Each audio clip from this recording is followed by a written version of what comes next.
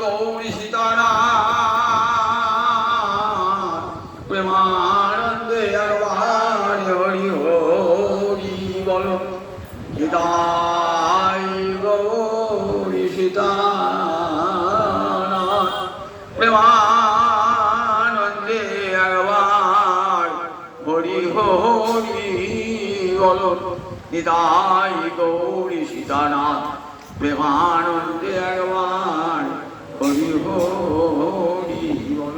জয় রাধা দামোদর, জয় রাধা দামোদর, জয় রাধা দামোদর। ভক্তবৃন্দে চরণে আমার কোটি কোটি দণ্ডবৎ প্রণিপাত। শ্রীমদ্ ভাগবতে একাদশ স্কন্ধের অবধূত সংবাদ আপনাদের শোনানো আরম্ভ করছি, কিন্তু পরপর দুটি শনিবারই গৌর পরিবারের তিরোভাবের সময়, কাজে সেই গৌর পরিবারের কথা না বলে যদি অন্য কথা বলি তাহলে বড় বেমানান হয়। কারণ যখনই কৃষ্ণ কথা বা কৃষ্ণ ভক্তির কথা হয় না, তখনই কারা শুনতে আসেন? সমস্ত কৃষ্ণ ভক্ত, নারদ, ধ্রুব, প্রহ্লাদ সব আছেন সূক্ষ্ম শৈলী শুনতে আসেন। তারা এসেছেন আজকে কি জন্যে? নিত্যানন্দের প্রকাশ নরোত্তম ঠাকুরের তিরোভাবের কথা শোনবার জন্য। আমি যদি না শোনাই থাকবে তারা হতাশ হয়ে যাবেন, ভ্রমণে চলে যাবেন। আর শাস্ত্রী বলেছেন অন্তত সেই লীলা কথাটা একটু ছোঁয়াও দিতে হবে, কারণ তারা এসেছেন তো। দেখবেন গীতার মহিমায় কি বলা আছে? যত্র গীতা বিচারস্য পঠনং পাঠনং শ্রুতং গোপালো বাল কৃষ্ণপি নারদ পার্শ্বদে সহায় জায়তে শীঘ্রং যত্র গীতা প্রবর্ততে। এখানে গীতার পাঠ পঠন পাঠন বিচার কারা আসেন? স্বয়ং গোবিন্দ আসেন, এক আসেন না, পার্শ্বদকে নারদ, ধ্রুব, প্রহ্লাদ সবাইকে নিয়ে এসে শোনেন। আমরা দেখতে পাই না, কিন্তু এসে তারা শোনেন। আজকে এই পুণ্যতিথিতে এসেছেন সমস্ত গৌর পরিকর, কারণ প্রেম ভক্তির মহারাজ নরোত্তম ঠাকুরের পুণ্য তিরোভাব দিবসে।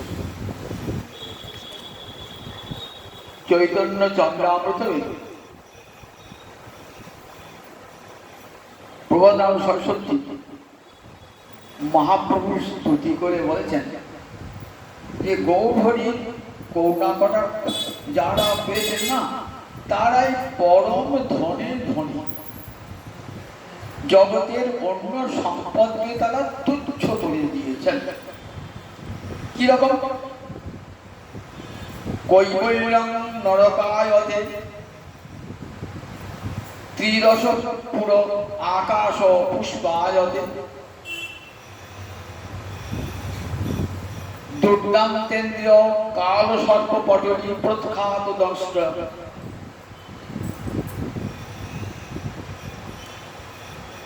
আর কি বললেন? বলে বিশ্বং পূর্ণং সুখায়তে বিধি মহেন্দ্র দৃষ্ট কৃতায়তে যদ কারুণ্য কটাক্ষ বৈভব পদান তং গৌরম এব স্তুমঃ। স্তুম মানে স্তব করি। কারা? বয়ম বহু বচনে বলছেন, গৌরে বোঝালে বহু বচনে করছেন তো একটা অহম বলতে পারতেন, কিন্তু সংস্কৃত ভাষায় ব্যাকরণে গৌরব বোঝালে বহু বচন হয়। বাবাকে চিনি লিখছেন তো, তা বাবার তো চরণ দুটো, কিন্তু কি শ্রী চরণে বিশু শ্রী চরণে বহু বচন হয়ে গেল। চরণ নয় না লিখে শ্রী চরণে বিশু।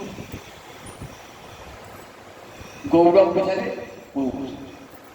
শ্রীধর স্বামী চরণা, শ্রীধর স্বামী চরণ হলে হয়, গৌরব বলতে বহু বচন। এখানটাই আমরা স্তব করি কাকে? সেই গৌরাঙ্গ। কোন গৌরাঙ্গকে? যত কারুণ্য কটাক্ষ বৈভব পতা। বৈভব মানে ঐশ্বর্য, ধন সম্পদ। বৈভব পতা মানে বৈভব মান মানে যার ঐশ্বর্য আছে, ধনবান, ষষ্ঠী বিভক্তি করলে হয় বৈভব বলা। কি করে ধন হয়েছে? যত কারুণ্য কটাক্ষ, যার করুণা কটাক্ষ পেলে ধনী হয়ে যায়। কোন ধরনের ধনী হয়? প্রেম সম্পদে ধনী হয়ে যায়। জগতের ধন আজ আছে, কাল নাই। পার্থিব সম্পদ থাকে না, কিন্তু অপার্থিব সম্পদ চিরস্থায়ী। তাই যত কারুণ্য কটাক্ষ বৈভব পদা কৈবল্যম নরবায়তে। কৈবল্য হল একটা মুক্তি। মুক্তি সম্পদের মতন সম্পদ আর নাই। দেখো, এই মুক্তির জন্যে কত যোগী কোটি কোটি বৎসর ধরে যোগ সাধন করছে, কত জ্ঞানী কোটি কোটি বৎসর ধরে জ্ঞান সাধন করছে, কত তপস্বী তপস্যা করছে এই কৈবল্য মুক্তির জন্য। আর গৌর ভক্তের কাছে যদি কৈবল্য আসে, গৌর ভক্তি কি বলে? আমার কৈবল্য চাই না, আমাকে তাহলে কি চাও? আমাকে নরক দিও। নরকে যদি গৌর সেবা থাকে আমি নরক দিন। কৈবল্য যে মুক্তিতে গৌর ভজন হয় না, কৃষ্ণ ভজন হয় না, সে কৈবল্য আমি নিই না। আমাকে নরক দিও, নরকে পশবো, সেও ভালো। একদিন না একদিন হয়তো আবার মহতের চরণ ধূলির স্পর্শে গৌর সেবার অধিকারী। ত্রিদশ পুরো আকাশ পুষ্পায়তে। ত্রিদশ মানে তিনটে দশা। তিনটে দশা মানে বাল্য, কৈশোর, যৌবন। তিনটে দশা কাদের? আমাদের দেবতা। দেবতারা বাল্য, কৈশোর, যৌবন। আর আমাদের দশার পর দশা। এবার খুব করে কাশি, মৃত্যু, দাগ, পোষা, অনেকগুলো দশা আছে। 6টা ভাব বিকার আছে। আর স্বর্গের দেবতাদের তিনটে দশা, বাল্য, কৈশোর। তারা প্রৌঢ় হয় না, তারা বুড়ো হয় না। ত্রিদশ পুরো মানে দেবতাদের পুর। দেবতারা কোথায় থাকে? স্বর্গে থাকে। স্বর্গ নেবে বললে না, না স্বর্গ চাই। কারণ স্বর্গ নেবে কেন? কত যাজ্ঞী যোগে ঘি ঢালছে, জ্যোতিষ্ঠ অগ্নিষ্ঠ যোগবেদে বেদে আমরা দেখতে পাই। উদ্দেশ্য স্বর্গ পাওয়ার জন্য। এই সুত গোস্বামী বলছেন না, আমরা 1000 বছর যজ্ঞ করছি কি জন্যে? স্বর্গ পাওয়ার জন্য। তাহলে সেই স্বর্গ নেবে না? তা বলছে না, না স্বর্গ নেব না। কারণ নেবে না? স্বর্গ মিথ্যা, অলিক কল্পনা। অলিক কল্পনা বলে আকাশ ও পুষ্পায়ন। যদি কেউ বলে আকাশে ফুল ফুটেছে, সবাই বলবে তাই আবার ফুটে নাকি? ফুলে যদি মাটি চাই, জল চাই, হাওয়া চাই, আকাশে মাটি আছে না ফুল আছে? আকাশ কুসুম যেমন অলিক কল্পনা, স্বর্গ তেমনি মানুষের মনের কল্পনা। ও স্বর্গ আমরা চাই, স্বর্গ নেবে না।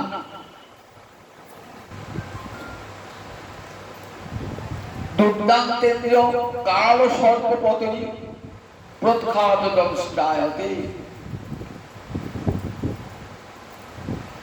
দুর্দান্ত ইন্দ্রিয়। দুর্দান্ত মানে যাকে অতি কষ্টে দমন করতে হয়। দুর্দান্ত মানে যাকে অতি কষ্টে দমন করতে হয়। একটা ইন্দ্রিয়কে দমন করা, সোজা করা, ওকে বলি আমরা।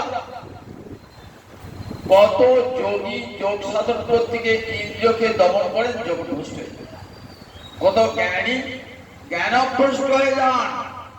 যখনই তাকে দমন করতে যাবেন না, সে আরো 3 গুণ শক্তি নিয়ে আসবে। কি করে ইন্দ্রিয়কে দমন করবো? আমাদের 11টি ইন্দ্রিয়কে দমন করবো কেমন করে? দুর্দান্ত ইন্দ্রিয়। তারা কেমন? কালো সর্প, কালো সর্পের তুল্য। এই ইন্দ্র কি করে? মানে জ্বালা সৃষ্টি করে অন্তরে। কেমন? সাপে ছোবল মারলে যেমন যন্ত্রণা হয়, ইন্দ্রিয়ের দংশন ঠিক সেই রকম। যদি খেতে না পারেন একটা বেলা, প্রচুর দেখি সারা দিনটা উপোস করে আছি, সন্ধ্যেবেলায় কেমন ক্ষুধার জন্য কাতর হয়ে যায় বলে দিকে একদম, তাহলে ইন্দ্রিয়ের জ্বালা নাই? তাহলে রসনায় ইন্দ্রিয়ের কেমন জ্বালা দেখুন একবার। তাহলে ইন্দ্রিয়ের জ্বালা, প্রতিটি ইন্দ্রিয়ের জ্বালা আছে, প্রতিটি 11টি যে ইন্দ্রিয় রয়েছে, চক্ষু, কর্ণ, নাসিকা, জিহ্বা, ত্বক, বাক, পানি, পদ, বায়ু, প্রস্থ, মন, এই যে 11টা ইন্দ্রিয়, এই ইন্দ্রিয়গুলো কাল সর্প তুল্য প্রতি মুহূর্তেই আমাদেরকে বিষে জর্জরিত করছে। তাহলে বড় বিষ দাঁত আছে তো গৌর ভক্ত, তাহলে এই ইন্দ্রিয় জ্বালা ভোগ করতে হয় না? বললে গৌর ভক্তের ইন্দ্রিয় আছে, কিন্তু ইন্দ্রিয়গুলো জ্বালা নাই। কেন নাই? দাঁতগুলো সব সাপের দাঁত, বিষ দাঁতের ভেঙে দেয়, যতবার ছবল করবো না কেন কোনো ফল হবে, জ্বালা হবে। তাহলে দুর্দান্ত যে ইন্দ্রিয়, কাল সর্প ইন্দ্রিয়, যে সর্প, তার দাঁতগুলো প্রখ্যাত, প্রখ্যাত মানে প্রকৃষ্ট রূপে উৎখাত করে দিয়েছে, যার দাঁতগুলো। ভক্তির এমন শক্তি যে ওই ইন্দ্রিয়ের দন্তগুলোকে সব উৎপাদিত করে দিয়েছে। বিধি মহেন্দ্রাদৃশ্য কীটায়তে। আচ্ছা, তোমাকে ব্রহ্মার পদ দেবো, ইন্দ্রের পদ দেবো? বললেন না না, ও তো কীটের তুল্য পদ, ও পদ বিশ্বম পূর্ণম সুখায়তে। সারা বিশ্বই তাদের কাছে মনে হয় সুখ স্বরূপ। তারা যাহা যাহা নেত্র পড়ে তাহা কৃষ্ণ স্বরূপ। কোথাও জগতের কোনো দুঃখ তাদেরকে স্পর্শ করতেই পারে না। তাদের বেদে ঋষি বলেছেন মধুবাদা হৃদয়তি মধু মুখারন্তি সিদ্ধ। বেদে ঋষি বলছেন যারা ভগবত ধ্যানে মগ্ন, তাদেরকে বাতাস মধুময়, সিন্ধুর জল, জল কেমন মধু বহন করছে, মধুময় পার্থিবঙ্গে রজ, পৃথিবীর ধূলি, প্রতিটি ধূলিকণা মধুময় ব্রহ্ম দর্শন করছেন, সব মধুময়, মধু মধু মধু দর্শন করছে। একটা সূত্র আছে, তার নাম মধুমতি সূত্রম। যেখানে বেদে ঋষিরা দেখছেন জগৎ মধুময়, যত কারুণ্য কটাক্ষ বই বলে। এই যে মধুময় কি করে হয় জগৎ মধুময়? যার করুণা কটাক্ষ রূপ ধন সম্পদে ধনী হয়েছে, সেই গৌরহরিকে স্তব হইল। গৌরহরি যখন এলেন, তার আগেতে কত গৌর ভক্ত এসেছেন, তারা গৌরহরিকে দর্শন করেন নাই, কিন্তু আগে এসেছেন। কে এসেছেন বলতে? চণ্ডীদাস এসেছেন, বিদ্যাপতি এসেছেন, জয়দেব এসেছেন। মা দুর্গা আসার আগে দেখবেন আগমনী গান গাইতেন, তখনকার লোকের আগমনী গান গাইতো। মা আসবেন তো আনন্দ, মইয়া আসবেন তো আগমনী গান আনন্দ। তাই প্রেমের ঠাকুর আসবে তো, চণ্ডীদাস বিদ্যাপতি কত আগে থেকে জয়দেব প্রেমের গান গাইছেন। এইবার প্রেমের ঠাকুরটি আসবেন, কারণ জগৎ জীবের অন্তরে একটা প্রেমের জন্য আকুলতা, দীর্ঘদিন যন্ত্রণা, দুঃখ, কষ্ট পেতে পেতে মানুষের কি হয়, ভালোবাসা পাবার একটা স্বাদ মানুষের অন্তরে দেখে না। এটা মানুষের স্বাভাবিক প্রবৃত্তি। প্রতিটি মানুষ একটা কুকুর, একটা বিড়াল দেখবেন সেও একটা ভালোবাসা চায়, এমন একটা প্রবৃত্তি। সেই ভালোবাসা চিন্তাও পাচ্ছ না।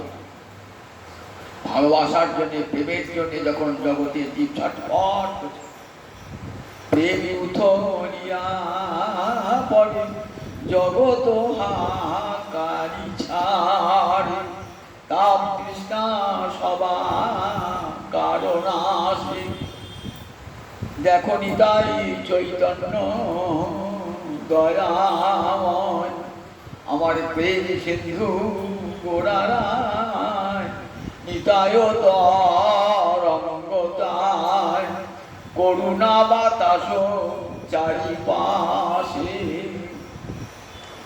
চারিপাশে করুণা বাতাস। জীবের হৃদয় নির্মল হয়ে গেল, হিংসা বিদ্বেষ মানুষের মন থেকে দূর হয়ে গেল। আমার গৌরহরি হৃদয় চাঁদ আসবার আগে দিন এমন একটি পরিবেশ রচনা করলেন, প্রেমের ঠাকুরের পাদপীঠ রচনা করলেন চণ্ডীদাস বিদ্যাপতি জয়। গৌরহরি যখন এলেন কোটি কোটি পার্শ্বদ গৌরহরি সঙ্গে এলেন। হৃদয় চাঁদ অদ্বৈত মুখ এরা তো এসেছেন, সঙ্গে সঙ্গে আরো কত কোটি কোটি পার্শ্বদ। কৃষ্ণবর্ণম তিসা কৃষ্ণম সাঙ্গ পাঙ্গাস্ত্র পার্শ্বদম অঙ্গ উপাঙ্গই যার অস্ত্র এবং কোটি কোটি পার্শ্বদগণকে সঙ্গে নিয়েছেন। কেন?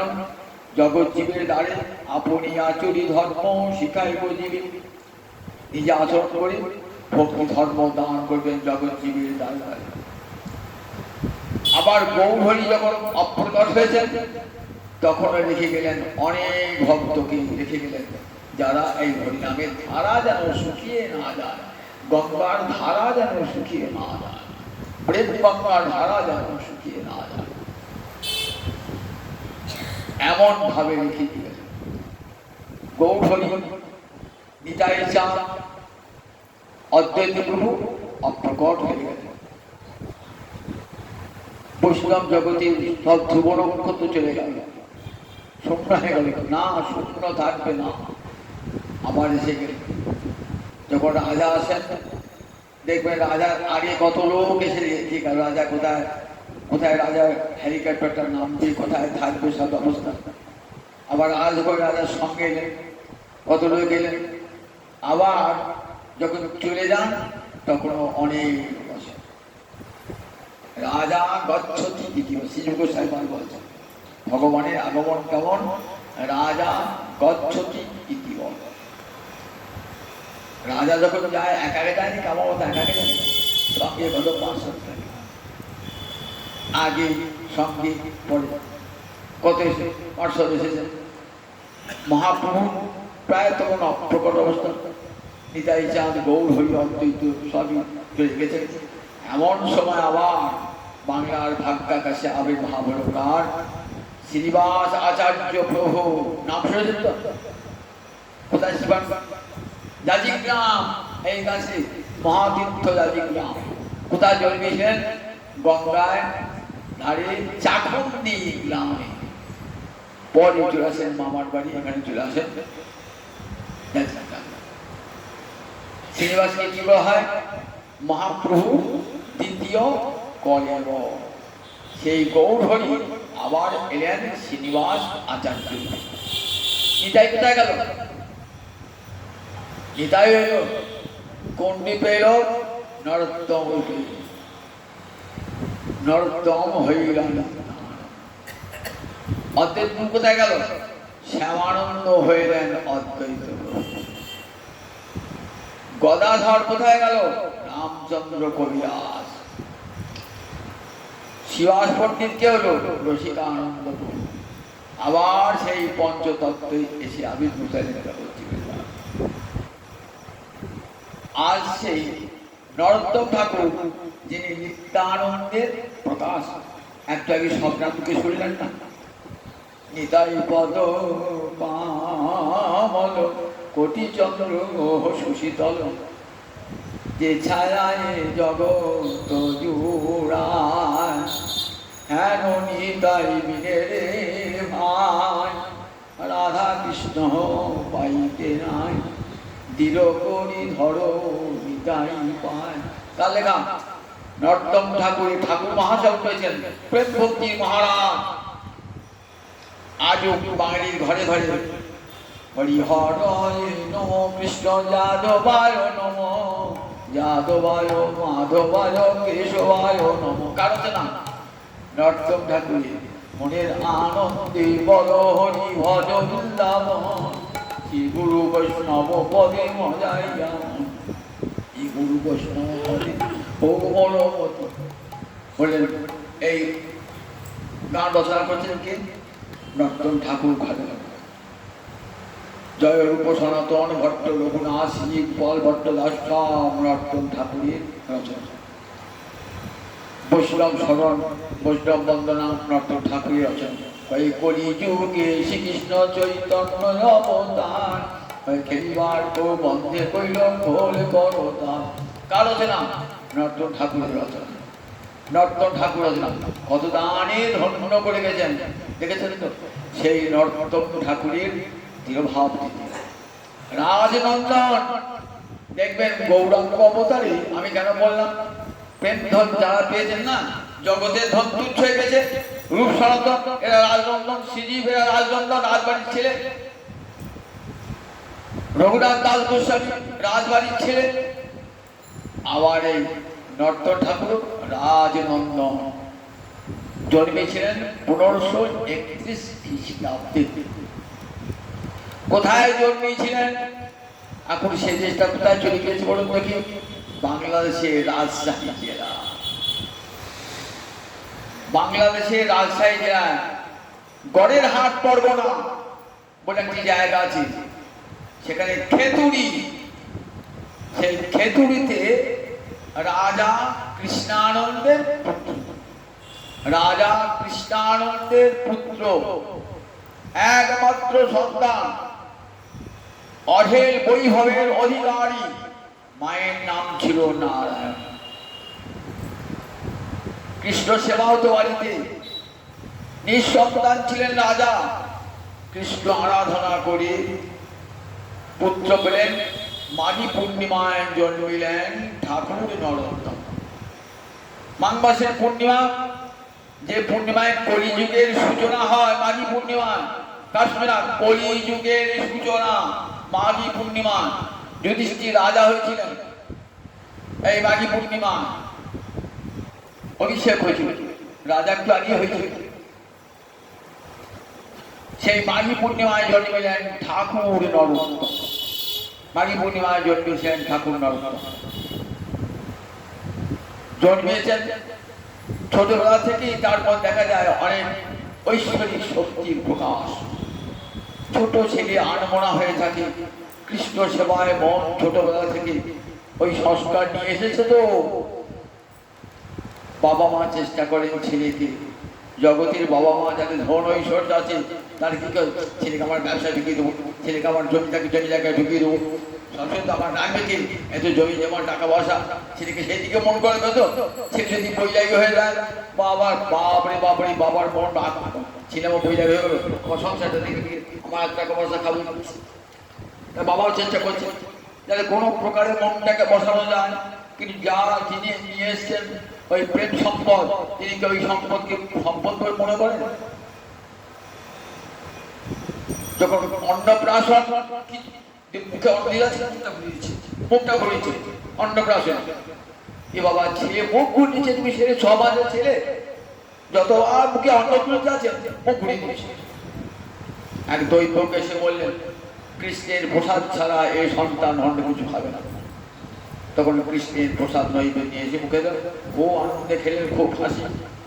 শিশু পড়াশোনা তো তার সহজাত, জন্মে থেকে চতুষ্পাঠীতে ভর্তি হয়েছেন। ভর্তি হয়ে কাব্য, ব্যাকরণ, ন্যায়, দর্শন, অলঙ্কার অতি অল্প দিনেই আয়ত্ত করে ফেলেছেন। উত্তর আর্য কায়স্থ ছিলেন, ব্রাহ্মণ ছিলেন না, কিন্তু উত্তর আর্য কায়স্থ। অল্প বয়সী সব শাস্ত্র অধিগত করলেন। ওই গ্রামে কৃষ্ণদাস ব্রাহ্মণ ছিলেন। সেই ব্রাহ্মণ ছিল বড় গৌর ভক্ত। গৌর নিতাইয়ের কথা আলোচনা করতেন তো, আর ছেলে ঘন্টার পর ঘন্টা গান খারাপ করে শুনত। অনেক রাত হইল, মা বলে এখনো নর্ত এলো না কেন, এখনো নরু এলো না কেন, এখনো নরু এলো না কেন, লোক পাঠিয়ে আনত। ছেলে তো এই সত্যি ভালোবাসত, সত্যি ভালোবাসত। দেখো কেন মহাপ্রভু যখন একবার বৃন্দাবন যাবার ছল করে বাংলাদেশে গেলেন না, কোথায় গেলেন বলতে? রামকেলি, মালদহ রামকেলিতে গেলেন।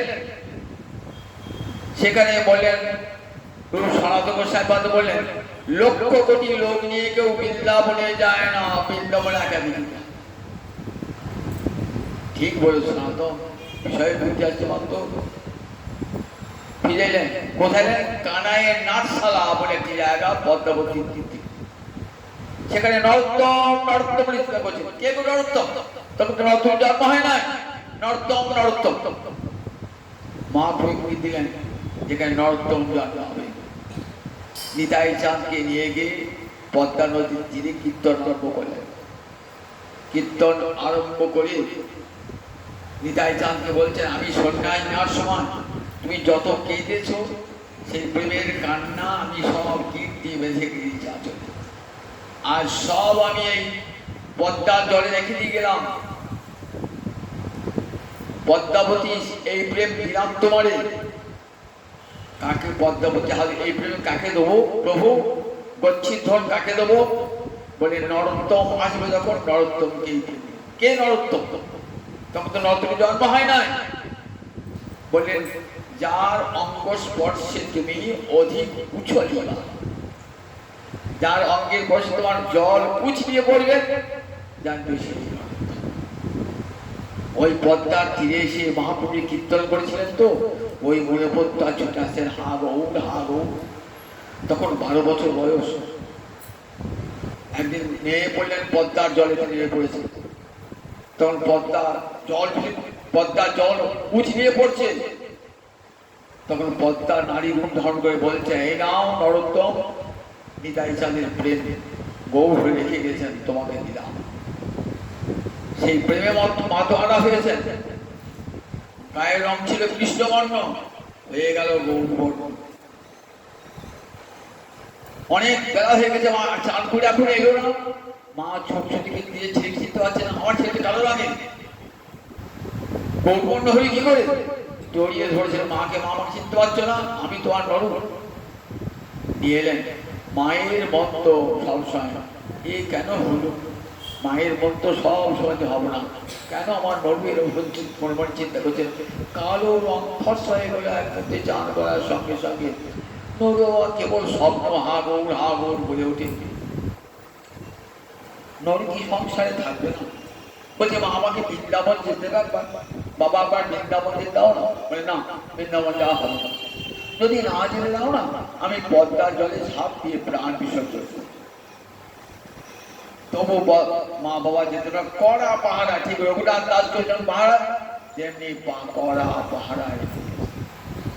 আর কান্দে হা গৌর হরি, আর যাই চাপ বৃন্দাবন যেতে পাবো না, হারাহারি বৃন্দাবন যেতে পাবো না। বৃন্দাবন যাওয়ার জন্য মন তো আকুল। নিতাই চাঁদ তোমার কৃপা না পেলে তো বৃন্দাবন যাওয়া হয় না। নিতাইয়ের করুণা হবে, ব্রজের রাধা মাধব পাবে। নিতাই পদ সদা করো। শুনেছেন তো, নিতাইয়ের করুণা না পেলে বৃন্দাবন যাওয়া হয় না, রাধা গোবিন্দ দর্শন হয় না। আর নিতাই করুণা করো, নিতাই। একদিন নিতাই সব বাবা বিয়ে ঠিক করছে, রাত্রে নিতাই সেই স্বপ্ন দিলেন। বাবা বিবাহ দেওয়ার ঠিক করছে, বিবাহে বন্ধন আবদ্ধ রাত্রে বৃন্দাবন যাওয়া হবে না, তুই লুকিয়ে পারি বৃন্দাবন চলে। কি করে আসবে সেই সুযোগ আমি করবো। যেমন রঘুনাথ দাস সুযোগ করেছেন সুযোগ। ওইখানে এক জায়গিরদার ছিলেন, মুসলমান জায়গিরদার। তখন মুসলমান রাজত্ব তো, হিন্দুরা তাদের অধীনে হিন্দুরাজেরা করদ রাজ্য ছিল। ওইখানে ওই পর্বটাতে গয়নার পর্বটা এক মুসলমান জায়গিরদার ছিল। শুনেছেন নর্তমের কথা, তার ইচ্ছা হলো ওই ছেলেটিকে দেখব। লোক পাঠিয়েছেন, অনেক ক্লাসে যেতে হবে। অনেক ভাই বরকতার সঙ্গে যাচ্ছেন, অনেক সিপাহী নিয়ে যাচ্ছেন। চোখে চোখে রাখবে ছেলেকে, ঠিক নিয়ে যাবে আপনি আসবেন। বলে হ্যাঁ।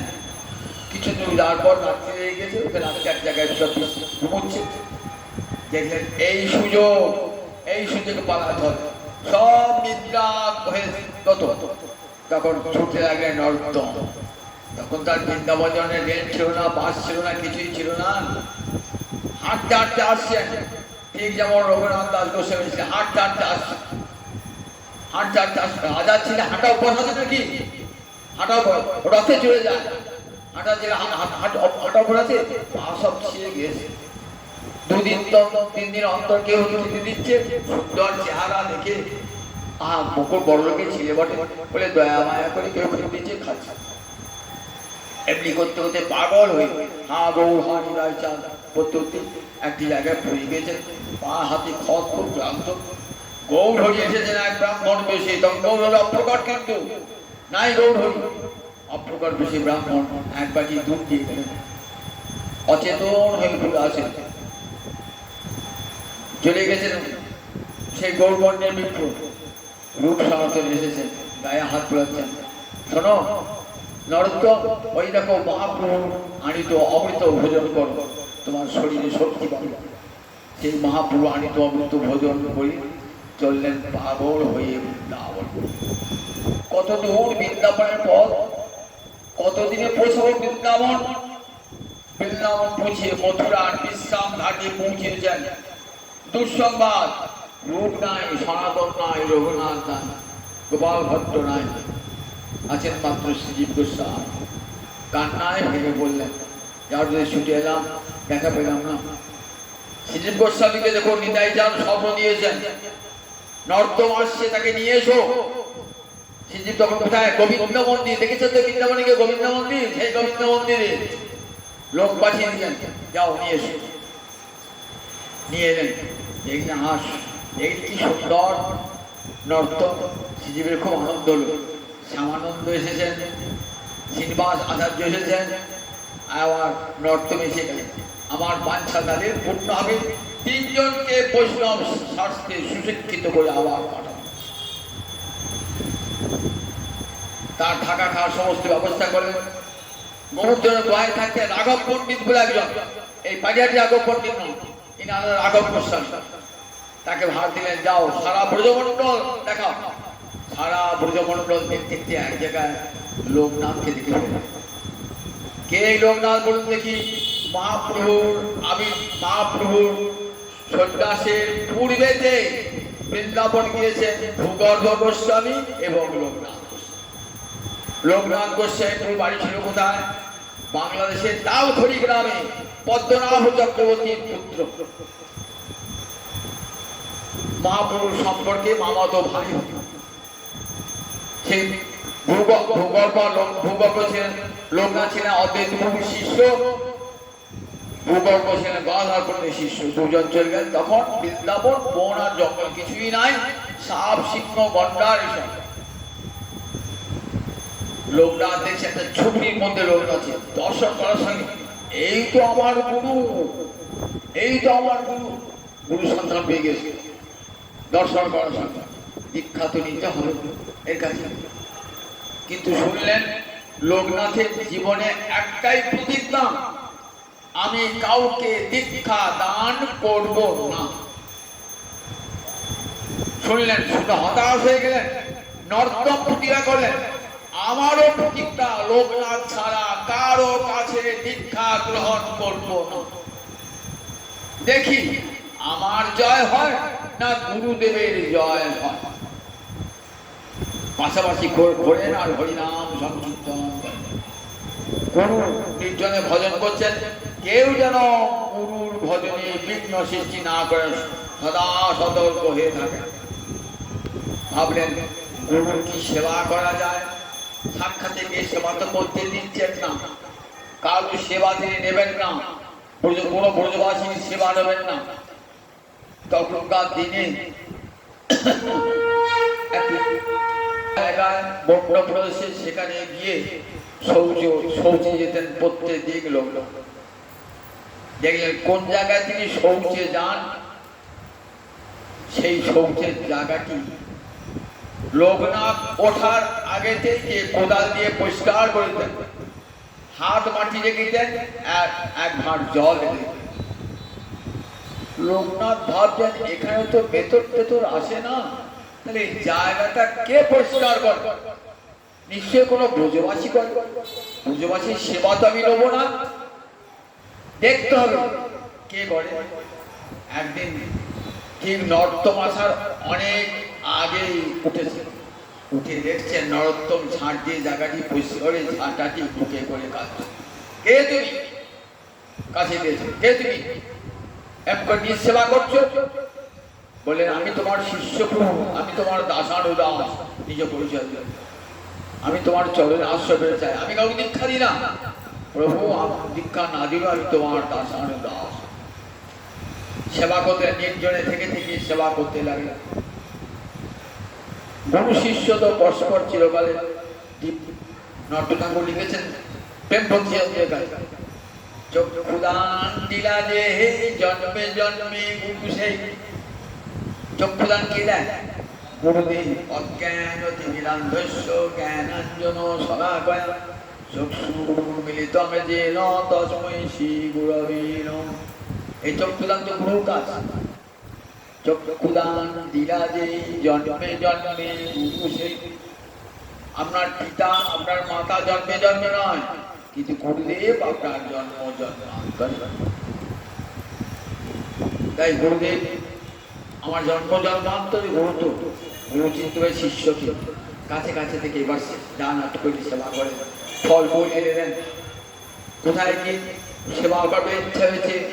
লোকনাথ গোস্বামী পান ওমরাও গ্রাম, এখানে রাধা রানীর অভিষেক হয়েছিল বৃন্দাবনেশ্বরী রূপে। সেইখানে গিয়ে রাধা বিনোদ বিগ্রহ পেলেন, হরিনামের মালার মধ্যে রেখে দিতেন সেই রাধা বিনোদ বিগ্রহ। সেবা ঠাকুর দেখে নাই তো গাছতলে পূজা আছে, কোথায় কোথায় মন্দির হবে? বনবাসীরা যদি ফল ফল দিতেন সে লাগে না, বন থেকে ফুল তৈরি করে এনেছে, ফুলের মালা তৈরি করেছে, মালাটা রাধা বিনোদের কণ্ঠে পড়াবে। মনে মনে মনে মনে ফুল তুলেছেন, মনে মনে মালা গেঁথেছেন লোকনাথ, মনে মনেই পড়াবে। মানুষে ভজন ফুল তুলতে গেলে সময় নষ্ট হবে না, মালা গাঁথতে গেলে সময় নষ্ট হবে না, ভজন নষ্ট হবে তো। তাই সব মনে মনে সব মানুষ এই ভজন হয়েছে। নর্তন দূরে দাঁড়িয়ে আছে, দূরে দাঁড়িয়ে আছে, দেখছেন গুরুদেব মালাটা পড়াচ্ছেন, মালা হাতে নেই কিন্তু, কিন্তু গুরু দেখছেন, গুরু হাতে মালা, শিষ্য দেখছেন যতবার দিয়েছে চূড়ায় ঠিক যাচ্ছে। মালা পড়তে চূড়াতে ঘুরতে হবে তো, মাথায় চূড়া আছে, চূড়া ঠিক আছে, যত যাচ্ছে। বলছেন প্রভু ওই চূড়াটা না খুলে তো মালা পড়ানো যাবে না। তুমি কি করে বললে? বলে আমি দেখতে পাচ্ছি তো প্রভু, তুমি যতবার মালা পড়া যাচ্ছ ততবার চূড়ায় লেগে যাচ্ছে, জড়িয়ে ধরেছে, জড়িয়ে ধরেছে। এই শ্রাবণ মাসের পূর্ণিমাতেই আমি তোমাকে দীক্ষা দান করবো। শ্রাবণ মাসের পূর্ণিমায় দীক্ষা দান করলেন। এইবার গুরু সেবা পেয়ে গেলেন, গুরু যা বলেন গুরু সমস্ত আদেশ পালন করেন। একদিন দুপুরে শুয়ে আছেন, রাধা রানী এসেছেন বৃন্দাবনে, শুয়ে বলছেন, বলছেন শোন নরোত্তম, দুপুর বেলায় আমার প্রাণনাথ শ্যামসুন্দর আসেন, তাকে দুধ ঘন করে খাওয়াতে হয়, ক্ষীর করে খাওয়াতে হয়। সেটা কে করে জানিস? আমার সখী চম্পকলতিকা করে। আজ থেকে ওই ভাতটা আমি তোকে দিলাম, তুই প্রতিদিন দুগ্ধ আবর্তন করি আমার প্রাণনাথকে খাওয়াবো। আজ থেকে তোর নাম হলো চম্পক মঞ্জরি। স্বয়ং রাধা এসে গুরুদেবকে স্মরণে করে বলেন, দেখ কত ভাগ্যবান তুই, দেখ সঙ্গে রাধায় দর্শন পেয়েছিস। প্রতিদিন দুপুর রাতে রাধানির জন্য মানসে সাক্ষাৎ রায়, কিন্তু মানসে কোথায় দুধ পাবে, কোথায় পুনর পাবে? মনে মনে দুধ খাওয়াচ্ছে, মনে দুধ টকবক টকবক করে ঢুকছে। দেখছেন দুধটা গরম হয়েছে কিনা, দেখি ভাবে কোথাও ঢুকছে কিনা, দেখছে হাতে ফসকা পড়ে গেছে। আচ্ছা মনের দুধ, তার মনের আগুন, সেই আগুনের বাইরে হাতে ফসকা পড়ে, ফসকা পড়ে গিয়ে হাতে ফসকা পড়ে গিয়েছে, হাতে দড়ি বাঁধা, ন্যাকড়া বাঁধা। গুরুদেব বলছেন হাতে ন্যাকড়া বাঁধা কেন? ও পুরো কিছু না, দেখি দেখি দেখছে ফসকা কি করে পড়লো রে? ও দুধটা নামাতে গিয়ে উনান থেকে দুধটা নামাতে গিয়ে জড়িয়ে ধরেছে। যেমন গুরু তেমনি শিষ্য। শ্রীদেব গোস্বামী তো উল্লাসে আত্মহারা, এমন কৃপা তুই পেলে এমন খুব আনন্দে আত্মার সামানন্দে রাধারী কৃপা পেয়েছিলেন। দেখবে এখন আছে নুপুর প্রাপ্তি স্থান বৃন্দাবনে দেখতে হবে। আজ রাধারী কৃপা পেয়েছেন, চমচম মন্দির নাম হয়েছে। এইখানে বসে শ্রী পাদ পণ্ডিত বিদ্যান সব শাস্ত্র পড়ালেন, শ্যামানন্দকে পড়ালেন। শ্যামানন্দ উড়িষ্যা জাতিতে চাষি। আর তাকে পড়লেন শ্রীনিবাস আচার্য ব্রাহ্মণ, আর নরোত্তম কায়স্থ। দেখেছেন বৈষ্ণবের কাছে কোনো জাতি বিচার নাই। পড়ালেন বহু শাস্ত্র পড়ালেন, সমস্ত শাস্ত্রাদি পড়লেন। শাস্ত্রাদি পড়িয়ে বলেন এই যে গোস্বামী গ্রন্থ এ তো প্রচার নাই বাংলাদেশে, তোমাদেরকে প্রচার করতে হবে। গুরুদেবকে ছেড়ে আমি কি করে যাবো? লোকনাথের কাছে নিয়ে গেলেন। প্রভু তোমার সেবা ছেড়ে তো আমি যাবো না। নরোত্তম বলছেন শোনো নরোত্তম, তোমার আমার এই শেষ দেখা, আর তুমি আমাকে দেখতে পাবে না। তুমি গিয়ে শ্রীদেবের কথা মতো ওই সমস্ত গোস্বামী শাস্ত্র জগতে প্রচার করো। বিবাহ করবে না, জীবনে সম্পদে আকৃষ্ট হবে না, পিতার বিষয়ে আকৃষ্ট হবে না। সেখানে গিয়ে হরিনাম হরি কথা প্রচার, এই গুরুবাক্য লঙ্ঘন করুন। সেই গুরু আদেশ চেয়ে না আর বৃন্দাবনে যান না, সেখানে বৃন্দাবন থেকে চলে এলেন। বৃন্দাবন থেকে চলে এসে আসবেন পথে বিরাট ঘটনা। সেখানে গ্রন্থ চুরি হয়ে গেল, পেটিকায় করে গ্রন্থ আসছিল, মন বেশি করে চুরি হয়ে গেল। সেখানে সেটা আচার্য কবিকে শোনাবো ঘটনা। চুরি হয়ে গেল, তখন নর্তকের বাড়ি যাও, নরোত্তম তুমি নীলাচল হয়ে একবার চলে যাও খেতুড়িতে তোমার নিজের স্থানে। শ্যামানন্দ তুমি উড়িষ্যায় চলে যান, আমেন প্রচার করো আগে। আমি কিন্তু গ্রন্থ উদ্ধার না হলে যাব না। শ্রীনিবাস আচার্য প্রভু গ্রন্থ উদ্ধার করে তবে ফিরলেন। এদিকে চলে এলেন, খেতুড়িতে চলে এলেন, নর্তক খেতুড়ি চলে এলেন। পিতা মাতার বড় আনন্দই হলো, ছাড়া ছেলেকে ফিরে পেলেন। অনেকদিন পরে এদিকে জগৎ দর্শন হয়েছে। অনেকদিন পরে ইচ্ছা হলো স্বপ্নে 6 বিগ্রহ দর্শন করছেন, 6 বিগ্রহের প্রতিষ্ঠা করবে। কবে প্রতিষ্ঠা হবে না? মহাপ্রভুর আবির্ভাবের দিন ফাল্গুনী পূর্ণিমায় যে 6টা কৃষ্ণ মূর্তি দর্শন করেছেন না, সেই 6টা মূর্তি প্রতিষ্ঠা হবে। আর একটি গৌ বিষ্ণু পূজার মূর্তি প্রতিষ্ঠা হবে। 6টা মূর্তি পঞ্চকৃষ্ণ মূর্তি করেছেন, আর গৌরী বিষ্ণুর মূর্তিটা হচ্ছে। যতবার করতে রাত্রে সকলের গৌর হল। আমার মূর্তি আগেই তৈরি হয়েছে, আমার সন্ন্যাসের পূর্বে। জানি সে মূর্তি কোথায় আছে? যদি গ্রাম থেকে একটু দূরে বিপ্রদাস বলে এক ব্রাহ্মণের ধানের গোলায় আছে, সেখানে বহু সর্প আছে, কেউ যায় না। তুই ঢুকবি, সাপ পালাবে, সেখান থেকে আমার উদ্ধার গেলেন। সেই বিপ্রের বাড়ি বলে বাবা চেন না ধানে গোলা ভয়ঙ্কর, আমার তো হাত দিয়া বলে কোনো চিন্তা নাই। বলে ধানে গোলায় ঢুকলেন, সব বিষয় সর্প এলো। দেখলেন গৌর বিষ্ণুটা জীবন। সেই মূর্তি নিয়ে এসে প্রতিষ্ঠা করলেন আচার্য গুরু আমাদের জাহ্নবা দেবী। কে জাহ্নবা? নিত্যানন্দ পত্নী জাহ্নবা দেবী, বসুধা জাহ্নবা। সেই জাহ্নবা দেবীকে নিয়ে গেলেন। বিশাল সভা, শ্রীনিবাস আচার্য প্রভু রয়েছেন, তারই নেতৃত্বে এইসব বৈষ্ণব সম্মেলন। বাংলা সাহিত্যে ইতিহাসে এই বৈষ্ণব সম্মেলন 16 শতাব্দীতে বৈষ্ণব সম্মেলন এক বিশাল ঐতিহাসিক ব্যাপার। যারা বাঙালি পড়াশোনা করেন তারা জানেন যে খেতুড়ির বৈষ্ণব সম্মেলন বিখ্যাত। এই প্রথম বৈষ্ণব সম্মেলন। তার আগে হয়েছিল দণ্ড মহোৎসব। দণ্ড মহোৎসব কোথায় হয়েছিল? পানিহাটিতে, সেখানে বিশাল বৈষ্ণব সম্মেলন। এই দ্বিতীয় বৈষ্ণব সম্মেলন হল খেতুড়িতে। সারা ভারতবর্ষের সমস্ত বৈষ্ণবরা কেটেছেন। সেখানে জাহ্নবা দেবী তখনকার দিনের নারী, দেখেছেন তো বৈষ্ণবেরা নারীকে কত সম্মান দান করেন, দেখেছেন তো? নারীকে আমরা ঘরে করে বসে রেখে দিই, এই স্কুল যাবি না, কলেজ যাবি না, বাড়ি থাকবি, বাড়ি থেকে ঝিগিরি করবি, ঠিক রেখে বসে দিই। তো দেখো বৈষ্ণবেরা কত উদার। দেখবেন রবীন্দ্রনাথের জীবনী পড়ে দেখবেন রবীন্দ্রনাথের বাড়িতে বৈষ্ণব বৈষ্ণবীদের অবাধ কথা আছে। তারা গিয়ে কি করতেন, ওই বাড়ি নারীর শিক্ষা দান করতেন বৈষ্ণবীরা। তখনকার দিনে বৈষ্ণব বৈষ্ণবীরা লেখাপড়া জানতেন, অর্থাৎ গীতা ভাগবত আদি শাস্ত্রে তাদের আয়ত্ত ছিল। তারা গিয়ে রবীন্দ্রনাথের পরিবারের সব মেয়েদের শেখাতেন, বাড়ির হিসাবে মেয়েরা ওইখানে শেখাতেন। তার জাহ্নবী দেবী তখন তখন সূর্যদাস সরকারি কন্যা, স্কুল কলেজ যান নাই, বাবার মুখ থেকে কাকার মুখ থেকে বৌদাস মুখ থেকে সব যা হরিকথা শুনেছেন সেগুলি সব জানতেন। জাহ্নবী দেবী হয়েছেন সভানেত্রীর আসনে। জাহ্নবী দেবী বিশাল সম্মেলন হলো।